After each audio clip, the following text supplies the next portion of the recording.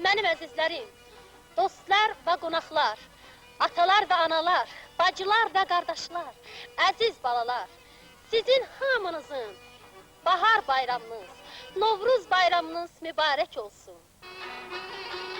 Bahar bayramı Səadət Sarayına da addımladı. Bahar, Səadət, bu sözlər əkiz yaranmışdır. Məni istərəm, səsin dildən ayrılmasın, səsin dildən ayrılmasın. Durum bana dönsün kəbin, durum bana dönsün kəbin. Coşkun seldən ayrılmasın, coşkun seldən ayrılmasın. Görəm nə gözəl neymətdir gənclik illəri, ömrümün keçmişi yadıma düşdün. Hayt uşaqlarla şəhərdigim, dedim tək uşaqlarla şəhərdigim, dağların beş yadıma düşdün. Getmir qulağımdan anamın səsi, öydi laylası şirin kəlməsin. Novruz bayramının beri meyvəsi qaysı kişmiş yadıma düşdü, gələlay dadım, alay.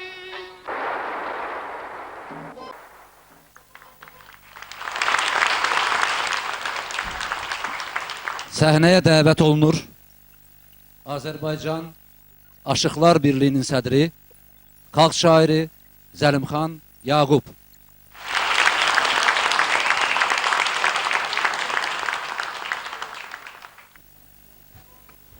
Əziz məclis üzvləri, hörmətli saz söz həvəskarları, Azərbaycanımızın aşıq sənətini çox sevən, sazı çox sevən, ustadları, ozanları çox sevən nümayəndələri. Biz hamımız bu gözəl məclisə aşıq sənətinin görkəmli nümayəndəsi, böyük ustadlarından biri, Qoca Şirvanın Azərbaycana bəxş elədiyi sənətkarlardan biri olan Məmməd Ağa Babayevin 80 illik yubileyinə xoş gəlmişik. Hamınız xoş gəlmişsiniz.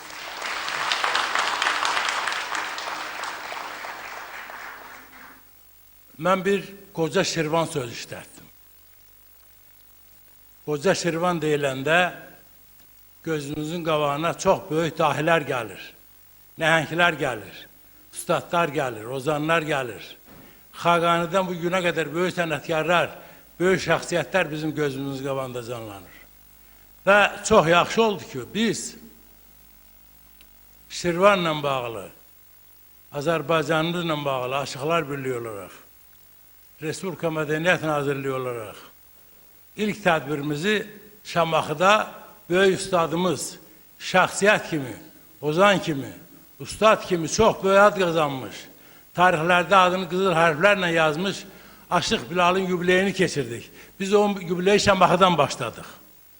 Və bugün həmin ənənə davam edir. Azərbaycanda nə qədər istedadlı, qabiliyyətli, sazınla, sözünlə, şəxsiyyətinlə, qabiliyyətinlə, ədəb-ərkanınla, mərifətinlə, aşıq sənətinə, xalqımıza baş ucalıq gətirən böyük sənətkarlar varsa, onların hamısının ad günlərini, yubiley günlərini, tarixi günləri həmişə qeyd eləmək üçün istər Azərbaycan Respublikasının Mədəniyyət Nazirliyi, istər Aşıqlar Birliyi bütün tədbirlərə hazırdır ki, bu adamların hamısı öz haqqını alsın. Heç bir halda öz haqqını almayan adam qalmayacaq. Hamısı öz yeri gəldikcə haqqını alacaq. Məmməd Ağa çox böyük bir sənətkar olub. Aşıq Bilalın şagirdi Aşıq Abbasdan dərs alıb. Eyni zamanda Aşıq Bilalın oğlu Aşıq Ağayardan dərs alıb. Hər ikisi böyük ustadlar idi.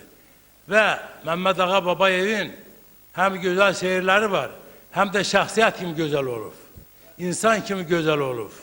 Yaxşılığı, xeyirxahlığı, alicənablığı, mehribanlığı yüksək qiymətləndirib. Hər yerdə onu çox böyük mərifətlə, mədəniyyətlə qəbul ediblər. O təkcə Azərbaycanımızda yox, təkcə Şirvanımızda yox, təkcə Naxçıvanımızda, Göyçəmizdə yox, Gürcüstanda da, Dağıstanda da, Cənubi Azərbaycanda da, Azərbaycanın hər yerində böyük məhəbbətlə, böyük sevgi ilə qarşılanıb. Ona görə ki, Məmməd Ağanın səsi də gözəl idi, özü də gözəl idi, Duruşu da güzel idi, meclis aparmağı da güzel idi, dastan danışmağı da güzel idi. Bak burada balaca bir parçaya baktın. Çok kısa bir şeydi, hiç 5 dakika çəkmir. Ama onun özü de kifayet edir dersen ki, Aşık Mehmet Ağa Babayev bu 80 illik güzel geceye layıktı. Ve gelecek jubileylerini de bizden sonraki nesiller inşallah qeyd ediləcək. Aşık Mehmet Ağa Babayev Şirvan aşıqlarının böyük üstadlarından ders alıp ve böyük üstadların dövründe yaşayıp, aşıq sənətinin qızıl dövründə fəaliyyət göstərib, Aşıq Bilal'dan sonra gələn ustad aşıqların əksəriyyətinlə bir yerdə aşıq sənətinə böyük hörmət və şöhrət gətirib. Mən böyük sənətkarımızın ailə üzvlərini, qohumlarını, dostlarını, Mehmet Ağa sevərlərin hamısını təbrik edirəm, hamımıza göz aydınlığı verirəm. Allah'a şükürlər olsun ki, dövlətimiz, prezidentimiz, Mehriban xanım, bizim xalqımız aşıq sənətinin inkişafına bu qədər böyük diqqət yetirirlər və bugün böyük müğənnimiz Rəşid Behbudovun adını daşıyan bu sarayda biz Mehmet Ağa Babayevin 80 ilini keçiririk. Bu məclisimiz mübarək olsun, onun ruhu şad olsun.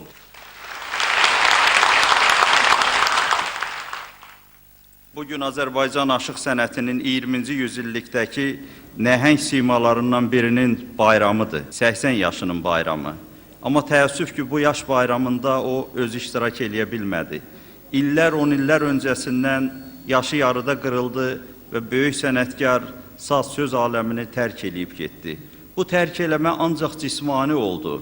Mehmet Ağa sənəti, Mehmet Ağa sazı, sözü bu 10 illər boyu sizlə, bizlə, sazımızla, sözümüzlə yaşadı. Çünki o elə bir sənət ortaya gətirmişdi ki, o sənət ölümsüz idi və bundan sonra da ölümsüz olacaq. 20-ci yüzillik Azərbaycan aşıqlığının Şirvan qanadında iki böyük sənətkarın ifaçılıq anlamında çox özünə məxsusluğu var. Aşıq Şakir Hacıyevin və Mehmet Ağa Babayevin. Şübhəsiz ki, bu sənətkarlar təkan aldığı ocaq, Müqəddəs Mirzə Bilal ocağı belə böyük istedadların ərsəyə gəlməsi üçün böyük bir zəmin hazırlamışdı. Bildiyimiz kimi Mirzə Bilal öz sənət səciyyəsinə görə Azərbaycan aşıq sənəti ilə xanəndə sənətinin, muğam sənətinin üzvü sintezini özünə məxsus şəkildə, bənzərsiz şəkildə ortaya gətirən bir sənətkar olubdur. Bu mənada onun birbaşa şagirdi olan Abbas Cəyirlinin, yəni Aşıq Abbas Söhbətovun şagirdi olan Mehmet Ağanın da o yolu davam etdirməsi tamamilə təbii idi. Aşıq Mehmet Ağa sözün bütün mənasında Mirzə Bilal irsinin varisi kimi çıxış eləyirdi. O, Mirzə Bilalın Aşıq Abbasa mənimsətdiyi dastanları, havacatı, oxu tərzini, hətta belə deyək ki, xanəndə sənətinin, muğam sənətinin incəliklərini çox dərindən əxz eləmişdi. Və özünün gözəl, ecazkar səsindən, şakraq səsindən bayaq dinlədiniz, o bənzərsiz, belə deyək ki, melodik axıcılığı olan səsinlə Azərbaycan aşıqlığına yeni bir ahəng gətirdi, hava gətirdi. Onun oxuduğu ən sadə havalar, tutam ki, Şirvan gözəlləməsindən başlamış ta Şirvan şikəstəsinə qədər, qədim şikəstəyə qədər ən mürəkkəb havalar son dərəcə melodik zənginliyi olan aşığın səs çalarlarından, yəni boğaz belə deyək ki, o melodik qaynatmalarından getdikcə zənginləşən ifalar olaraq bugün bizim radyomuzun Qızıl Fondunda, lent yazılarında yaşamaqdadır. Çox nadir adamlar ola bilər ki, Aşıq Mehmet Ağanın görüntülərini görə bilirlər. Yəni, onun artıq bugün demək olar ki, görüntüləri bayaq gördüyümüz bir dəqiqəlik lent yazısından başqa bir şey deyil. Amma onun səsi üçün o görüntü yetərli deyil. Səs bütövlükdə özünün ahənginlə, ruhunla xalqın ürəyində yaşayır. Bugün artıq belə deyək ki, 10 illər boyudur ki, ondan ayrı düşmüş olsa da bizim saz söz sevən cəmaatımız bütövlükdə Mehmet Ağa sənətinin ahənginlə, onun belə deyək ki, harmoniyasından yenə də yaşamaqdadır. Aşıq Mehmet Ağa, mən bayaq da qeyd elədim, çox qısa bir ömür yaşadı. Amma bu qısa bir ömründə onun sənəti Azərbaycan hüdudlarından ildırım sürətindən uzaqlara yayılmağa başladı.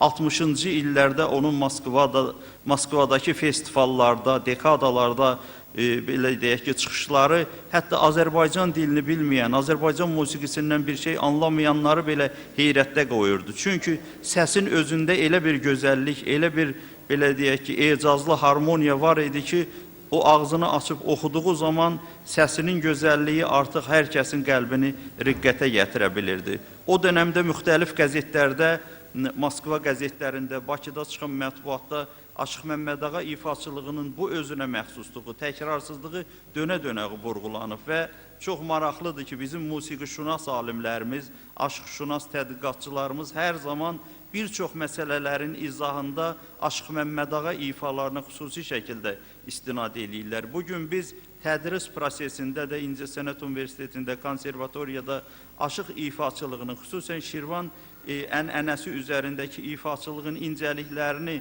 izah etdiyimiz zaman ən mötəbər qaynaqlardan biri də Aşıq Məmmədağa Babayevin ifalarıdır. Onun özünə məxsus səs çalarlarıdır.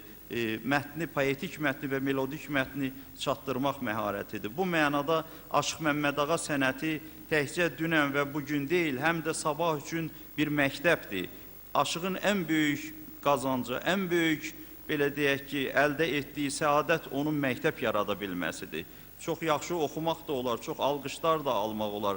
Amma məktəb yaratmaq hər sənətkara nəsib olmur. Bu mənada Aşıq Məmmədağaya da məktəb yaratmaq, Məmmədağa məktəbi yaratmaq səadəti nəsib olub.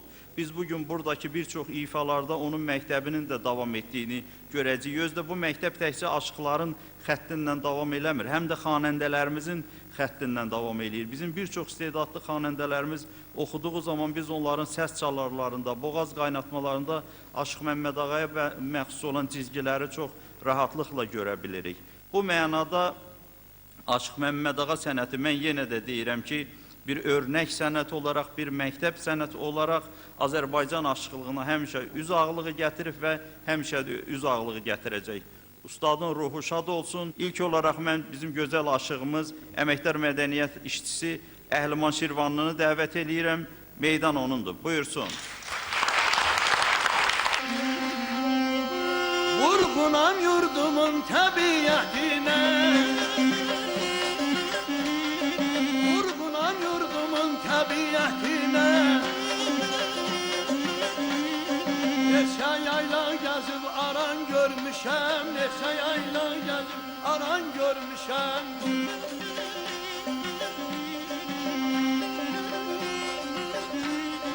Sinəsi qartallı qayaları mən,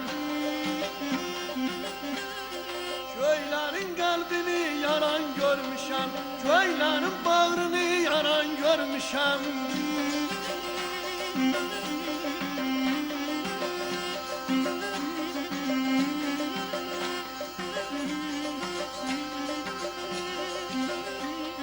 Sinəsi ot tutub yanan çölləri, güzara bənzədir insan əlləri.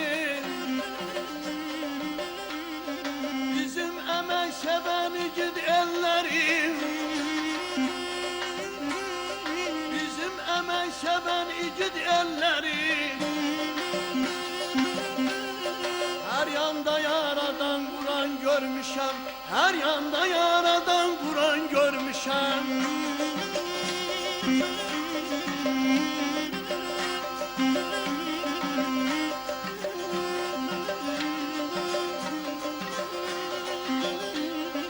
Ötürmün zəfərlə hər ayım ilim, İstərəm günəşə aya yüksəlim. Qoy dönsün cənnətə muğanım milim, bir vaxt o yerlər şoran görmüşəm, bir vaxt o yerlər şoran görmüşəm.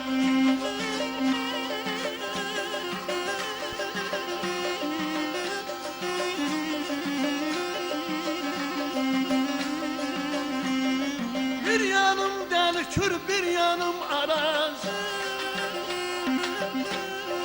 edir kəhlik kimi xəyalım pərvaz.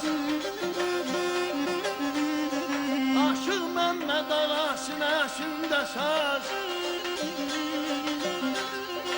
Aşıq Məmmədağa sinəsində saz.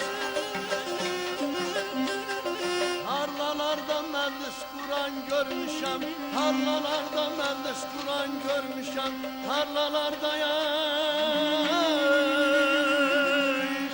məclis qurayan görmüşəm.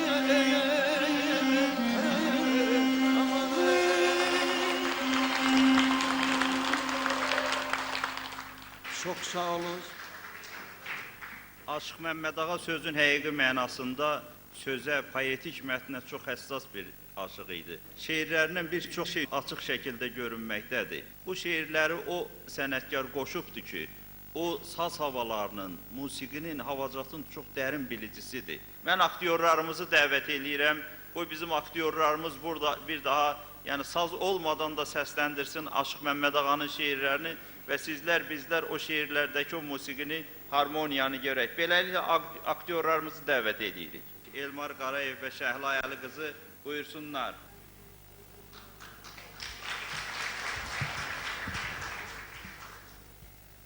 Şeyda bülbülüyəm bu gülüstanın, şəfalı baharım, güllü yazım var. Vurğunuyam sevgi dolu dastanın, sinəmdə yurt salan, telli sazım var. Könül verib, sevmişəm bu sənəti.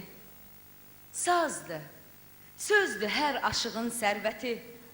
Mənə yaddır bu dünyanın zülməti. Aylı gecəm, günəşli gündüzüm var. Cavan aşiqiyəm mən bu ellərin. Ayrıcında dayanmışam yolların, hələ açmamışam könül dəftərin. Deyilməmiş neçə sözüm var. Məmmədağa deyir coşsun ilhamım, vətənimdir, həm ümidim, gümanım. Sazla, sözlə bu elləri dolanım. Hələ neçə oymaqlarda gözüm var.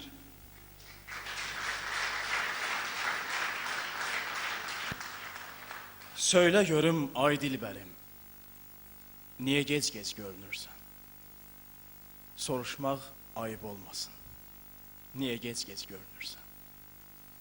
Demirəm dürsən, incisən, könlümün ilk sevincisən. Bəlkə məndən incimisən, niyə gec-gec görünürsən?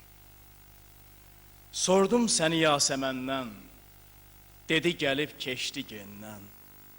Gəl saxlama küsü məndən, niyə gec-gec görünürsən? Dildə tutar dinməz inan, eşq atəşi sönməz inan. Məmmədağa dönməz inan, niyə gec-gec görünürsən? Çox təşəkkür eləyirik, var olasınız. Bayaq mən burada çıxışımda bildirdim ki, Aşıq Məmmədağa ləmsinin, o ifaçılıq, oxu tərzinin çox gözəl davamçıları var. Onlardan birini indi mən çağıracağım, siz çox yaxşı tanıyırsınız. Əməkdar Mədəniyyət işçisi, bizim ustad aşığımız Ağamurad Şirvanlı. Buyursun Ağamurad. Bir orta müxəmməsi oxuyacaq.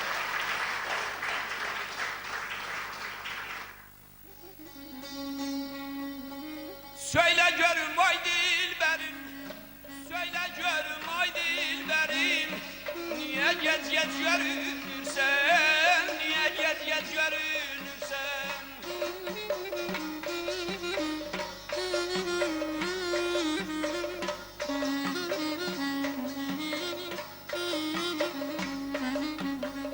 Soruşma qayıb olmasın, soruşma qayıb olmasın. Niyə gec-gec görünürsən, niyə gec-gec görünürsən, niyə gec-gec görünürsən?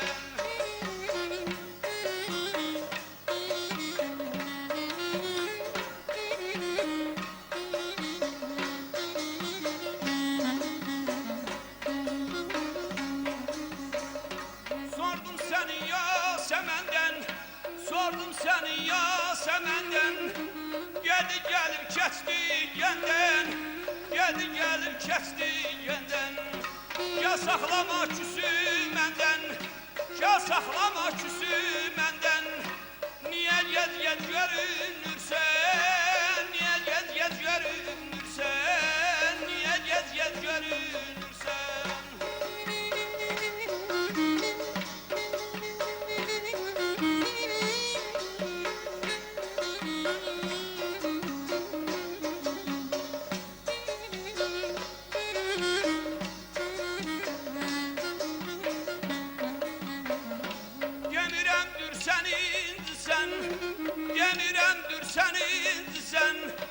Gönlümün ilk sevindi sen, gönlümün ilk sevindi sen.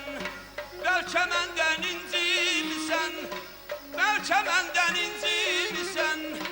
Niye gez gez görünürsen, niye gez gez görünürsen.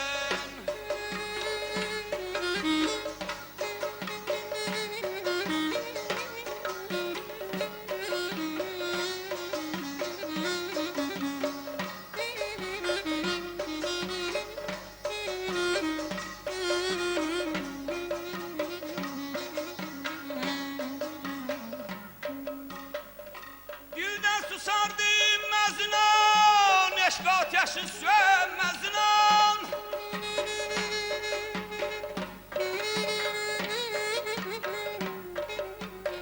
Aşk ay Mehmet ağa nedir bu hasret?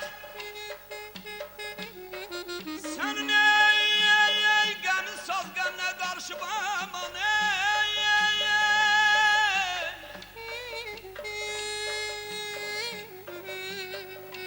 Ben öfşen aranlar kal bana bil, sarısın da hasret gözle karşı bana göz ala göz ala göz.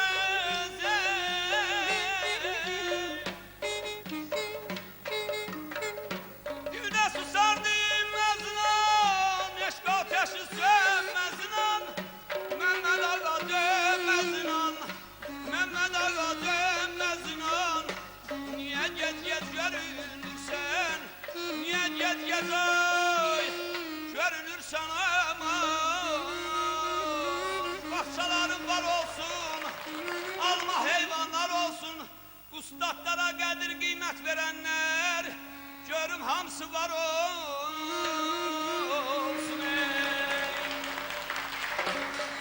Aşıq Altay Məmmədlini dəvət eləyirik. O da özünə məxsus ifasıyla, özünə məxsus çal-çağırınla həmişə sizlərin diqqətini cəlb eləyibdir. Buyursun Aşıq Altay.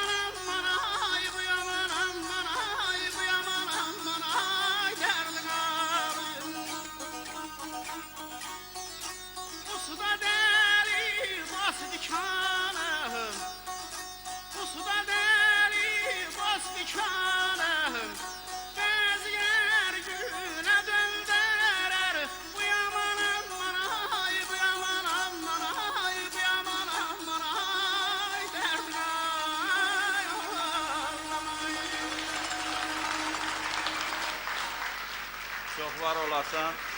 Aşıq Altayın başlı beyti üstündə oxuduğu sözlər də bir daha göstərdi ki, Aşıq Məmməd Ağa möhürlü sözlər birbaşa saz havalarının bağrı başında doğulubdur.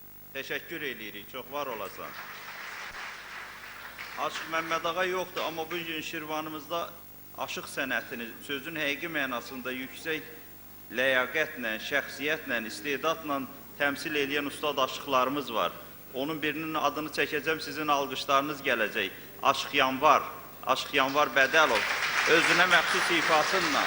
Buyursun ustad. Ovçudan küsmüsən yoxsa çəməndən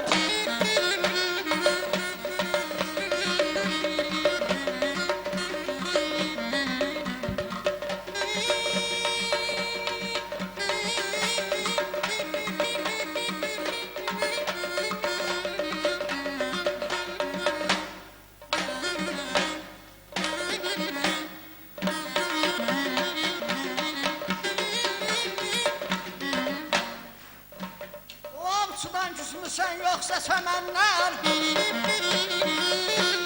Baş alıb gedirsən hara ceyranım Üz tutmuşsan yana baxmırsan mənə Üz tutubsan yana baxmırsan mənə Qaşları gözləri qara ceyranım Qaşları gözləri qara ceyranım Ay qaşları gözləri qara ceyranım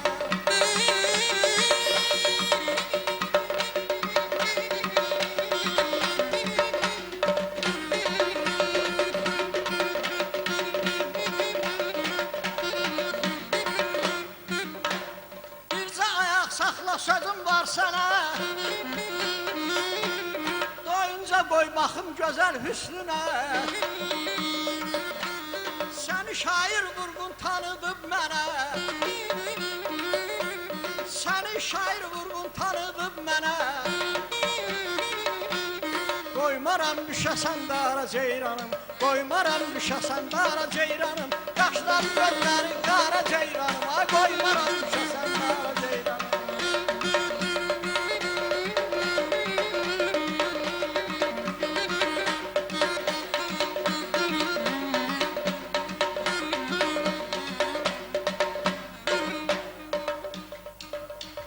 Sən Aşıq Əhmədə həmdəm olaydın Sən Aşıq Əhmədə həmdəm olaydın Sazından sözündən ilham alaydın Oy vətən torpağı nurla boyansın aman Açılan çiçəyə qurbanın olum qara dəyməsin Həsrətli analar olmasın Allah Yaralı qəlblərə yara dəyməsin Ağ günlərin kitabında vərəq ola balay Vətənə arxa ol Elə dayaq ol, şair ol Alim ol, vurğun sayaq ol Sözün şəkər olsun ara dəyməsin Canım bir bana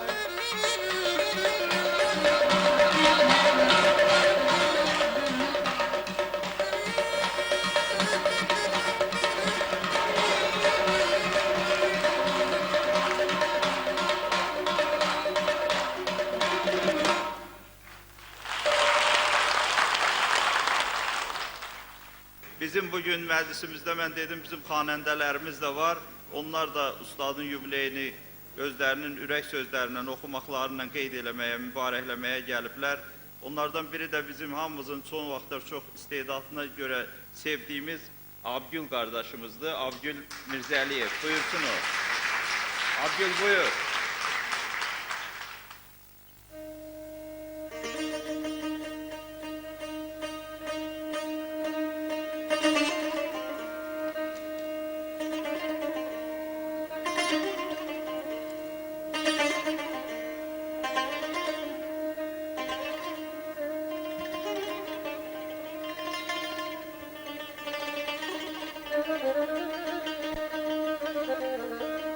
Söyle görüm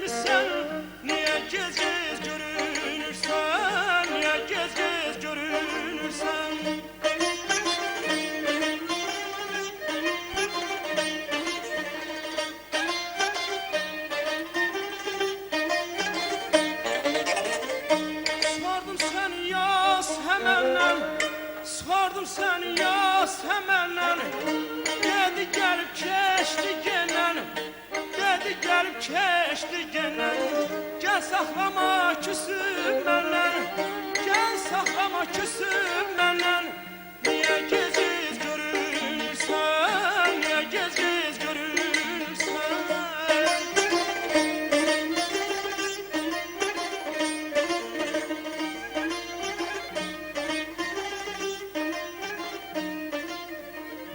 Bu qədər naz eləmə, gəl bizə qurbanın olum.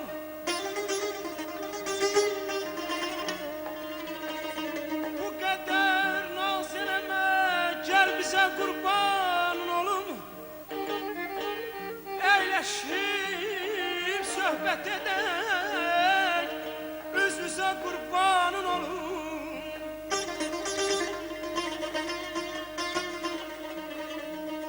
Məclisin saqisi ol, nəşə gətir bəzmimizə.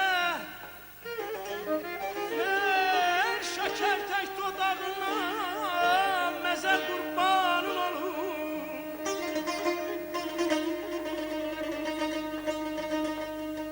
Köylü mərcai deyil, gündə səbəb bir gözəli.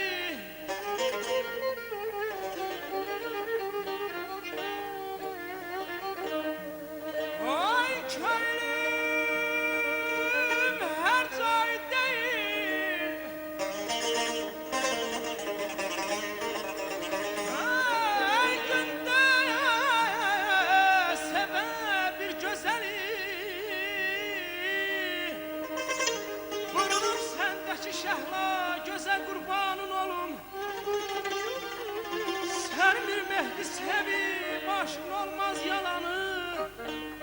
İtibar et dedi, her söze kurban olmay da da da.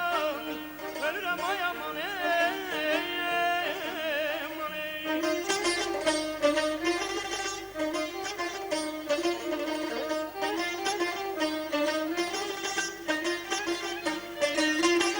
Dile susar dinmezine, eşk ateşi sönmezine.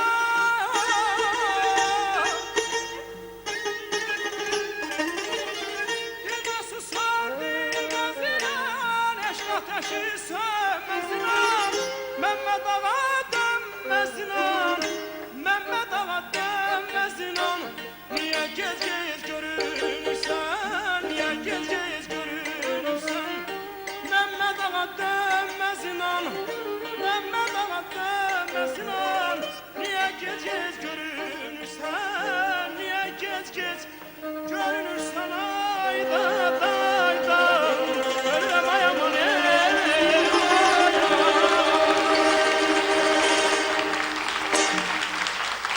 Teşekkür edirik.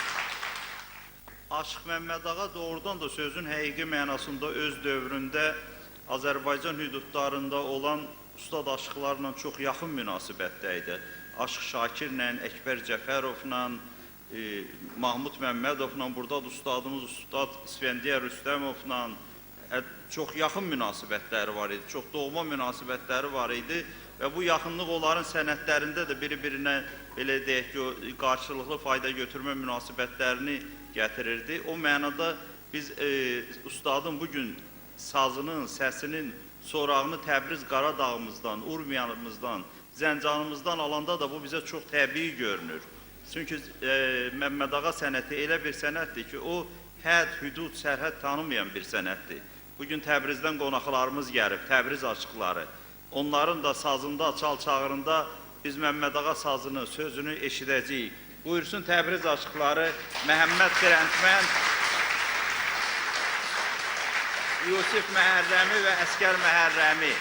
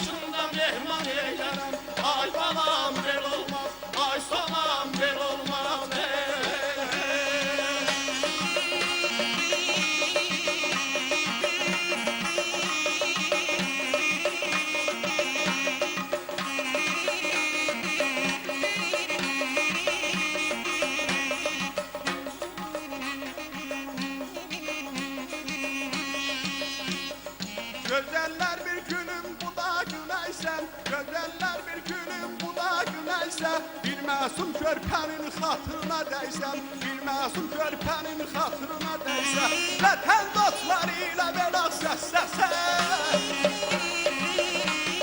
Vətən dostları ilə veraq səs-səsə, min zəfər eyliyək, min qan eyliyək, min zəfər eyliyək, min qan eyliyək, min zəfər eyliyək, min qan eyliyək. Ay balam bel olmaz, ay salam bel olmaz, hey.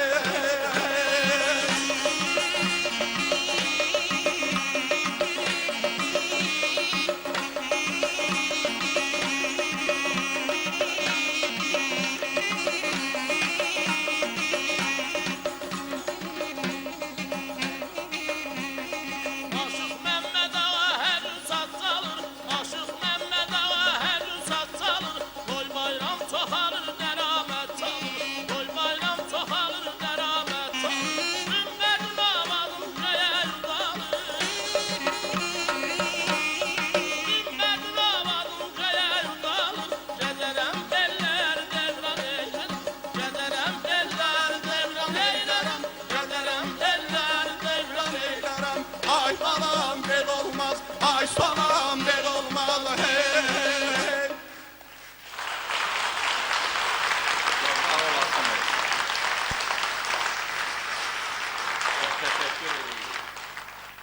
Xanəndə Eyyub Aslanovu dəvət edirik. O da Aşıq Məmməd ağa irsinə, onun sənətinə böyük məhəbbəti olan sənətkarlarımızdandır. Buyursun.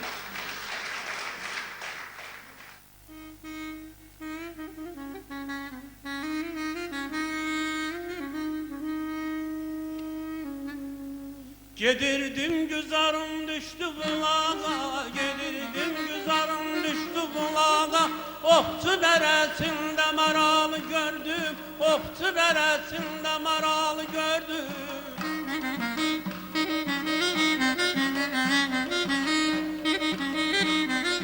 Yatıb imildəyir durup boylanır, yatıb imildəyir durup boylanır. Bir neçə yerindən yaralı gördüm, bir neçə yerindən yaralı gördüm.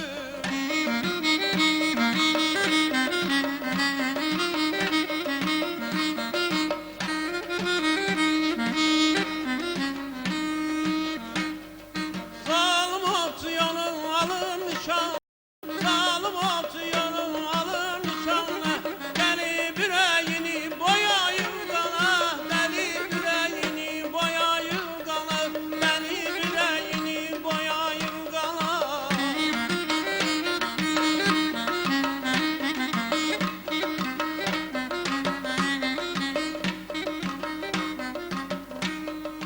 Kıvrılı çevrilir o yan bu yana, yay kıvrılı çevrilir o yan bu yana. Kesinimdir sabri kararı gördüm, kesinimdir sabri kararı gördüm, kesinimdir sabri kararı gördüm.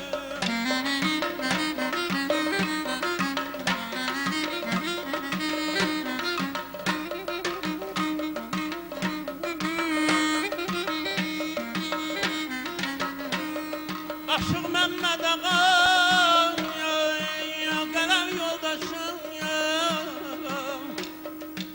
Aşık Məmməd ağa, qələm yoldaşım, sazlı sözlü dostum, sənə sirdaşım.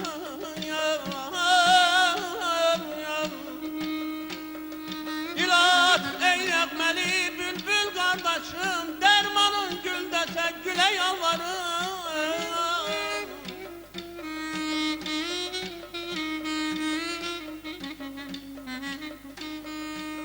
Sen sözsüz söhbətsiz durmazdın bir an. Sen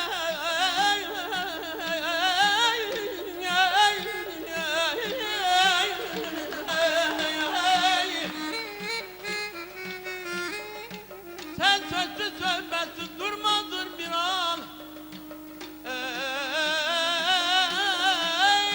Ne tez kendine Allah'ın sen el altın dünyanı kurup yaradan hansı elde sen yalvarayım ele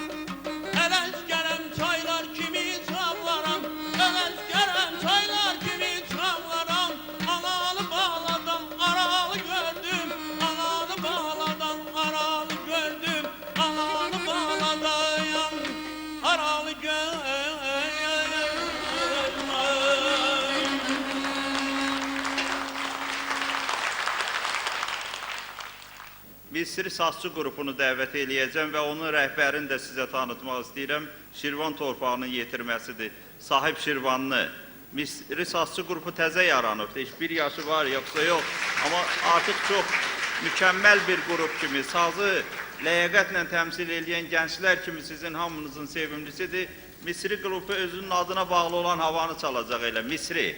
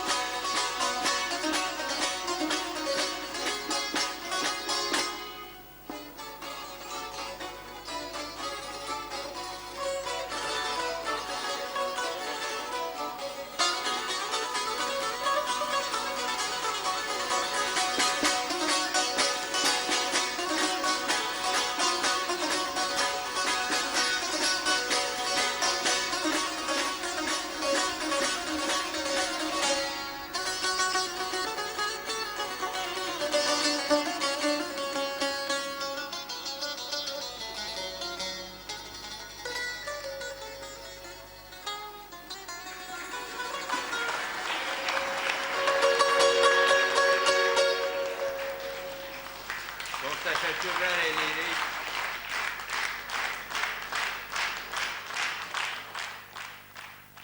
Ramin Qarayevi dəvət edirəm. Azərbaycan sazını UNESCO-da təmsil eləmiş istedadlı gənclərimizdən biridir. Buyursun Ramin Qarayev. Azadlı dübeyti çalacaq, oxuyacaq.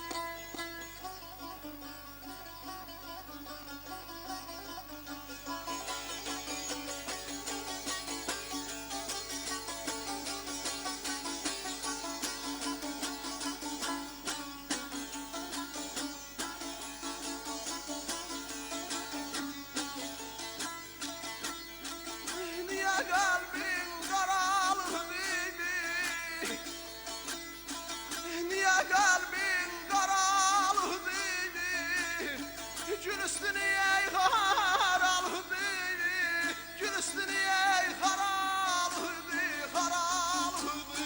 Bemen neylim, bemen neylim. Şamamalar saralıydı, şamamalar saralıydı.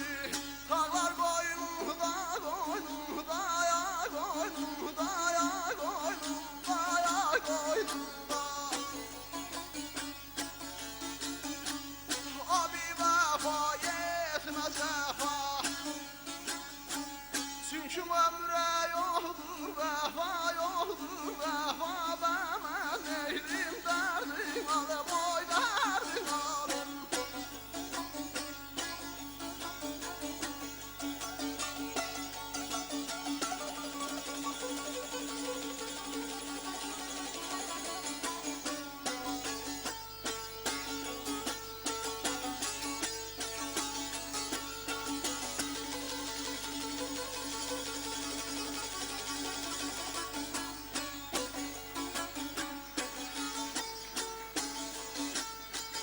Yaza zahli dile gelmez, yaza zahli dile gelmez. Güç canım göle gelmez, göle gelmez, göle gelmez. Bemen neylim, bemen neylim.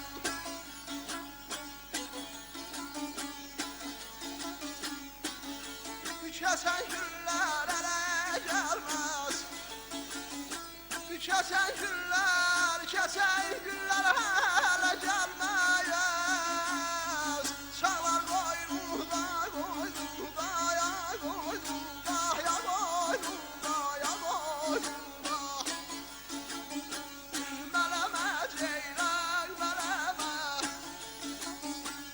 meleme ceylan, meleme. Kaş gözünü sürmeleme, yoy sürmeleme, ay sürmeleme, yoy sürmeleme, yay balama, yar bir dalaş. Aşıq Məmməd Ağa sənətinin çox biliciləri var, amma onun həm də qeyrətkeş bilicisi, sənətdə havadarı və himayədarı olanlardan yaşayanlar var.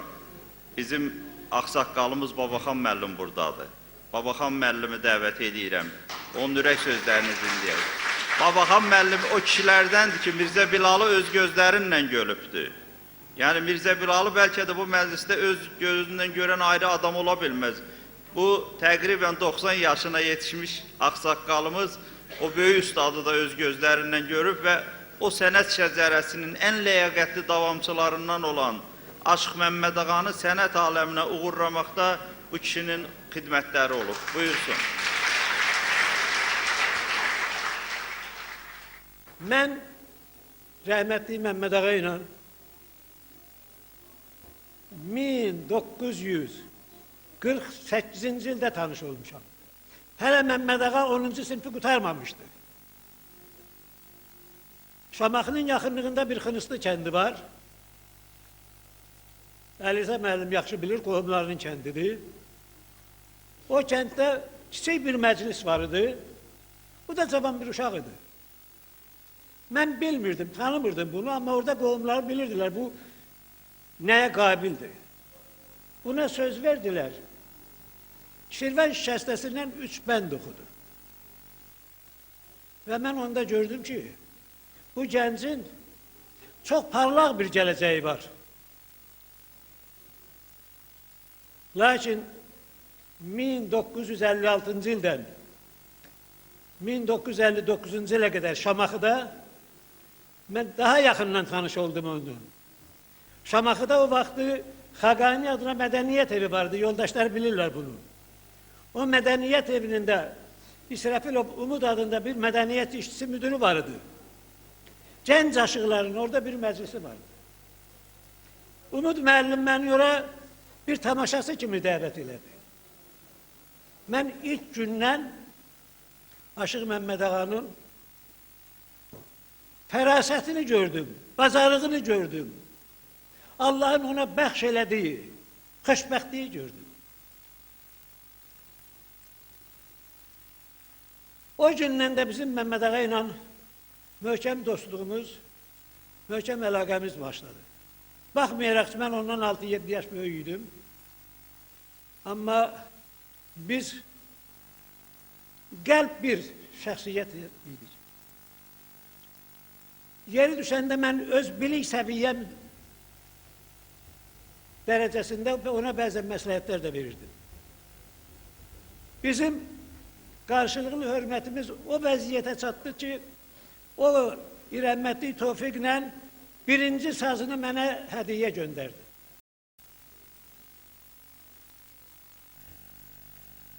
Məmməd Ağa özünə məxsus bir sənətkar idi. Özünə tələbkar bir sənətkar idi. Düzdür, səsi Allah vermişdi ona. Amma o səsi idarə eləmək böyük bir talant tələb eləyirdi. Böyük bir bacarıq tələb eləyirdi. Və bu talant, bu bacarıq rəhmətli Məmməd Ağada vardı. 2002-ci ildə mən özümdə oradan, buradan tapdığım Məmməd Ağanın şeirlərini topladım. Allah kömək olsun, Əli Rza müəllim onu Araz nəşriyyatında, kitab halında çap elədi. Demək, Məmməd Ağanın haqqında çıxmış birinci kitab bizim kitabımızdır. Sağ olun, var olun. Allah hamısını kömək olsun. Babaxan müəllim, çox var olasınız. Bu tasasçı qrupunu dəvət eləyirik. Bu tasasçı qrupu da son illərdə yaranmış bizim yeni, belə deyək ki, sazın yeni nəfəslə təqdiminlə məşğul olan gənclərimizdir. Onlar ustadın sözlərini, özlərinin ifalarıyla sizə çatdıracaqlar. Amma Misri qrupundan bir yerdə hazırlayıblar bu kompozisiyanı. Buyursunlar. Ana yurdumun her daşına beldeyim, bulak var bulağına benzeyen.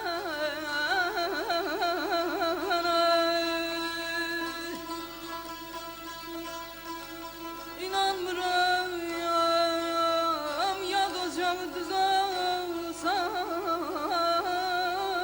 ya bir el anamın cana benzeyen. Zəlimxan sözünü söyledin Metin, görüşü hoş, ayrılığı çok çetin. Ne haddi var efsane bir cennetin. Ne haddi var efsane bir cennetin. Azerbaycan torpağına, Azerbaycan torpağına benzeyen.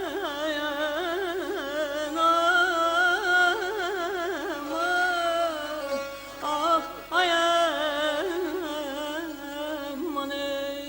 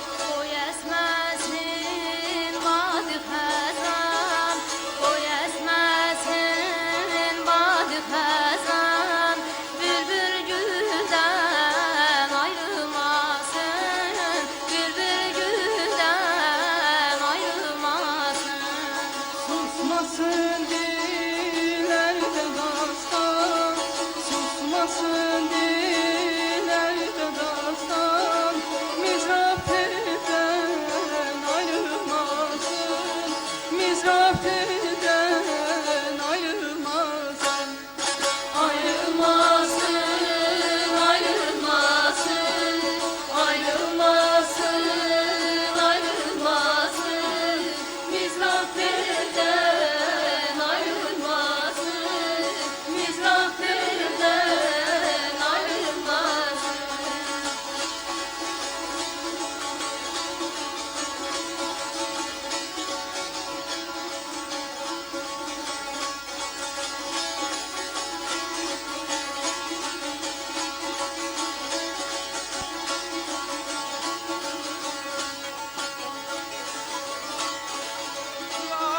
eskilməsin səldən, külah eskilməsin səldən, sözlər düşməsin kəsəldən, sözlər düşməsin kəsəldən.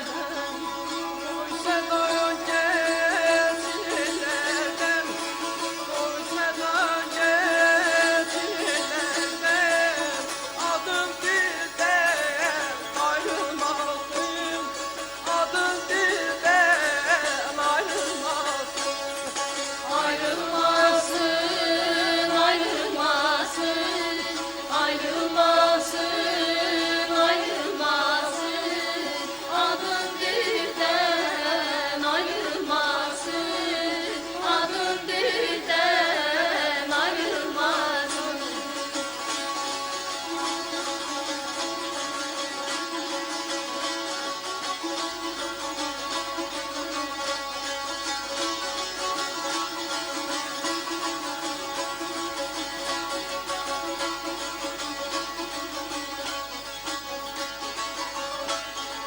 Bu yaşasın merdisanlar, bu yaşasın merdisanlar. Söz anlayıp dert kanalar, söz anlayıp dert kanalar. Esreyimi bağlayanlar, esreyimi bağlayanlar. Aydan ilden ayrılmasın, aydan ilden ayrılmasın. Ayrılmasın, ayrılmasın, ayrılmasın, ayrılmasın. Biz zaferden ayrılmasın, biz bülbülden ayrılmasın. Biz zaferden ayrılmasın, biz zaferden ayrılmasın. Biz zaferden ayrılmasın, biz zaferden ayrılmasın. Biz zaferden ayrılmasın, biz zaferden ayrılmasın. Çox var olasınız. Aşıq Məmmədağa irsinin toplanmasında bayaq Babaxan müəllim də dedi, çox dəyərli zəhmətləri olan qardaşımız Əlirza Sayılov buradadır. Əlirza müəllimə söz verdik. Aşıq Məmmədağa Babayev bizim qohumumuzdur və o atamla dostluq edirdi. Həmişə bizə gəlirdi. Bu mehribançılıq tələbəlik illərində də davam elədi. Mən institut oxuyanda o həmişə gəlib məni yoxlayırdı və onların ailəsinə mən həmişə gedib gəlirdik. Və günlərin bir günündə Babaxan müəllim qeyd elədi, biz qərara gəldik ki, Aşıq Məmmədağa haqqında bir şeirləri toplayıb bir kitab çap eləyək. Və mən ilk dəfə getdim Aşıqlar Birliyinə. Dedilər, bir dənə onun deməli anketi var. Anketdən başqa heç bir şey yoxdur. Və gəldik biz ayrı adamlara müraciət elədik. Babaxan müəllimdə xeyli şeirlər var idi və o kitabı ərsəyə gətirdik. Bir sözdə deyim mən sizə, deməli Zəlimxan müəllim bilir, mən uzun müddət Məmməd Arazla bir yerdə işləmişəm və Məmməd Araz nəşriyyat da Məmməd Araz nəşriyyat adlanır. Bəxtiyar Vahabzadə, Zəlimxan Yaqub, Məmməd Araz Məmməd haqqında danışılanda həmişə yüksək fikirdə olub və Məmməd Araz deyirdi ki, Məmməd Ağanın səsi buludları dağıdan səsi idi. Yəni onun burada bu ikinci kitabda ön sözü var. Məmməd Araz ön söz yazıb kitaba. Kitab belə adlanır, El sənətkarı Aşıq Məmmədağa Babayev. Deməli, bu kitab da işıq üzü görüb. Hazırda biz belə bir kitab hazırlayırıq, çapladıq. Şirvan Bülbülü. Deməli, bunun yoldaşlar dedi, hansı ki tapılmayan şeirlər, çap olunmayan şeirləri bura əlavə eləmişik biz.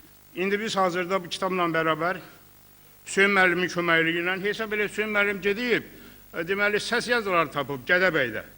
Aşıq Məmməd Ağanın səs yazılarını gətirib bura və 40-a yaxın bugün Məmməd Ağanın ifasında mahnılar var. Biz o Şirvan Bülbülü kitabı ilə həmin balları kütləvi tirajına buraxacaq və yəqin ki, o aşıq sevərlərin ürəyincə olacaq. Mən bu kitabı Aşıqlar Birliyinin sədri Zəlimxan Yaquba verirəm. Sağ olun. Çox təşəkkür edirik, var olasın. Bayaq biz hamımız bir neçə dəfə çıxışlarımızda qeyd elədik ki, Şirvanın 20-ci yüzillikdə iki böyük zirvə aşığı var idi ifaçılıq baxımından. Aşıq Şakir və Məmməd Ağa. Aşıq Şakir ocağının nümayəndəsi sazı bağrında gəlibdi. Babək Şakirli, babasının nəfəsinlə, sazınla, sözünlə. Buyursun Babək.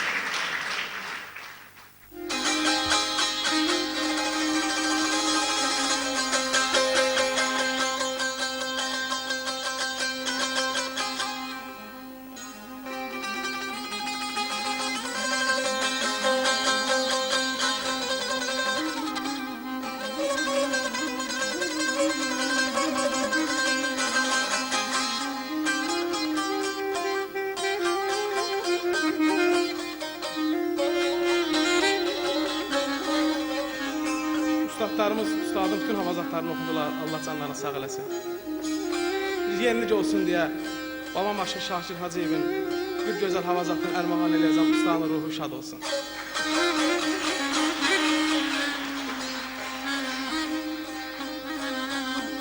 Kub yanaşır nazlı yara, ayağın üstüne geyse kara.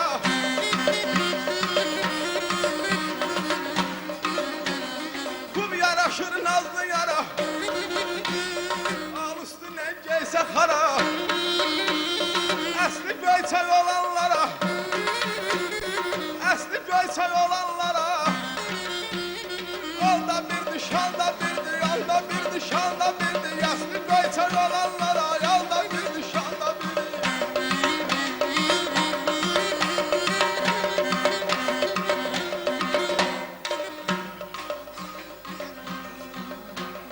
Gəlmə elini yara salsa, tez könlün alsa, görme elini yara salsa, küstürüp tez könlün alsa, süfrəsi yaxşıq olsa,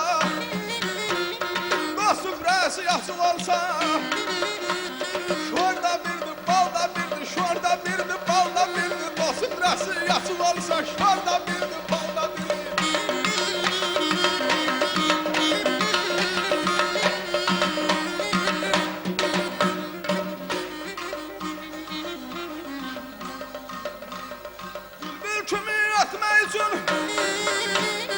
Gülmesine yetmek için yar yanına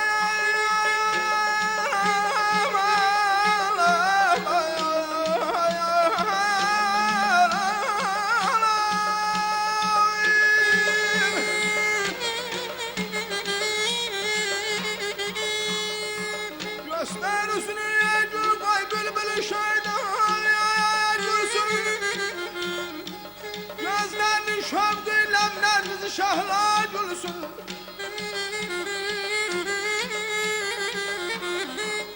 Şu çemen seyrine bu hüsnüne bu kâmetine mi?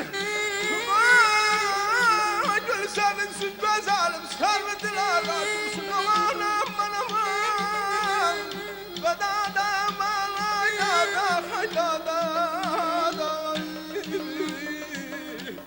Aştağın nazıyla Leyla kimi zülfünüzü ver. Aştağın nazıyla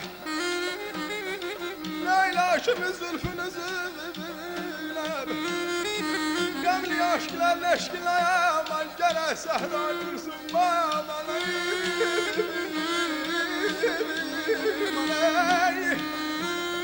Eşkine yağlamak aşıklar üçün 90 duru. Yusuf'un eşkinle cenazle hayırsın. Vahid aşıkı sana deney mezundan koyanlamasın. Koy gelsin eylesin bu güzel. Gelsin eylesin bu güzel. Şu temaşa dursun abalam abalam. Abalam abalam.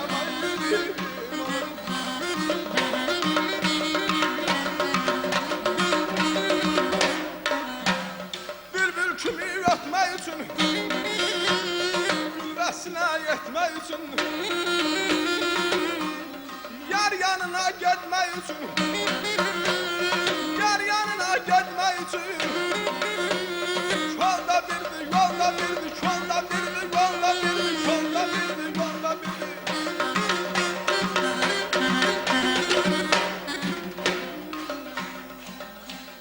Şakir bağdan bir gül derse, gözəller de vefa görse. Şakir bağdan bir gül derse, gözəller de vefa görse. Yarın sana busa verse, yarın sana busa verse. Solda birdi, solda birdi, sağda birdi, solda birdi, sağda birdi, solda birdi, sağda birdi, solda birdi.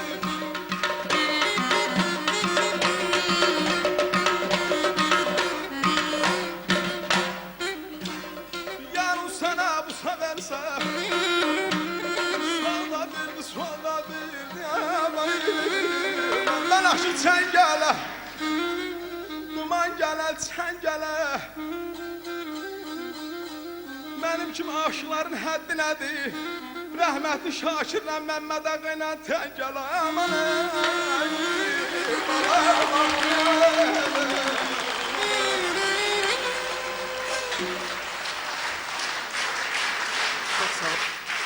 Siz bilirsiniz ki en büyük aktyor, en büyük deklamator ile aşıklardır. Ama bugün bizim aktyorlarımız Şəhla Əli qızı ve Elnar Qarayev bizim aşk şiirlerini o kadar güzel təqdim elədilər ki, onlar da yani aşkların ürəyindən olan, sizlerin, bizlerin ürəyindən olan bir təəssürat yaratırlar. Teşekkür eləyərək bir daha onları meydana çağırırıq. Buyursunlar.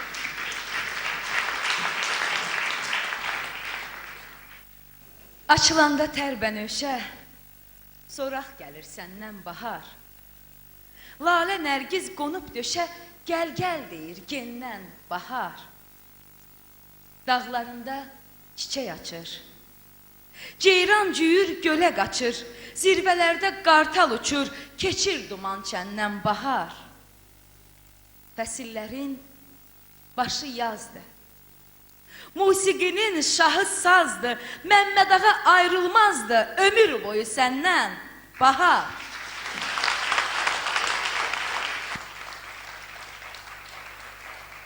Vəfalı qız, mən əhdinə inanmışdım, inanmaram.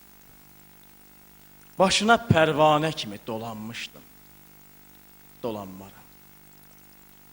Az iş və naz eylə bizə, qaş gözünü süzə-süzə, gül camala, şirin sözə aldanmışdım, aldanmaram.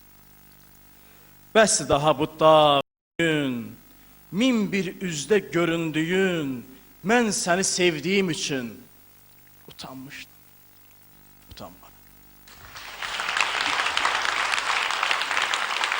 Ben aile üzvləri adından sözü onun bacısına vermək istəyirəm. Səmaya xanıma. Əslində Səmaya xanım qardaşdır. Aşıq Məmməd Ağanın qardaşı kimi qeyrətlidir. Buyursun Səmaya xanıma sözü veririk. Söhbət sazdan sözdən gedir. Bu əkiz sözlər mənə çox doğma və əvəz edilməz sözlərdir. Çünki mən sənətkar ailəsində böyümüşəm. Daha doğrusu, Aşıq Məmməd Ağanın sazının sözünün sehrində. Həyatda ən böyük uğur xoşbəxtliyə nail olmaqdır. Mən əminəm ki, qardaşım xoşbəxt insanların sırasında ən öndə duran sənətkarlardan biridir. Məmməd Ağanın səsinə qulaq asanlar və onun sənəti ilə maraqlananlar, özünü tanımasalar da, onun necə bir istedadlı musiqiçi olduğunu bilərlər.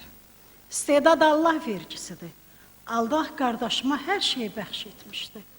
Camal gözəlliyini, kamal gözəlliyini, səs gözəlliyini, səhnə mədəniyyətini ancaq ömür payı qısa oldu. Şirvan Aşıq Məktəbinin görkəmli nümayəndələrindən biri olan Aşıq Məmməd Ağa Babayev 20 ilə yaxın İncə Tellər Aşıqlar Ansamblına rəhbərlik etmişdi. Bundan başqa Aşıq Məmməd Ağanın çox-çox lent yazıları radionun qızıl fondunda qorunur. Çox təəssüflər olsun ki, amansız ölüm qardaşımın yaradıcılığının çiçəkləndiyi bir vaxtda Bəli, mən deyərdim çiçəkləndiyi var. 44-cü maharında onu bizdən ayırdı. Devlətimiz sağ olsun, sənətə və sənətkara yüksək qiymət vermişdir. Möhtərəm prezidentimiz başda olmaqla Azərbaycanın birinci xanımı, millət vəkili Mehriban xanım Əliyeva ailəmiz adından dərin təşəkkür edirəm. Çox sağ olun. Allah sizə var olsun.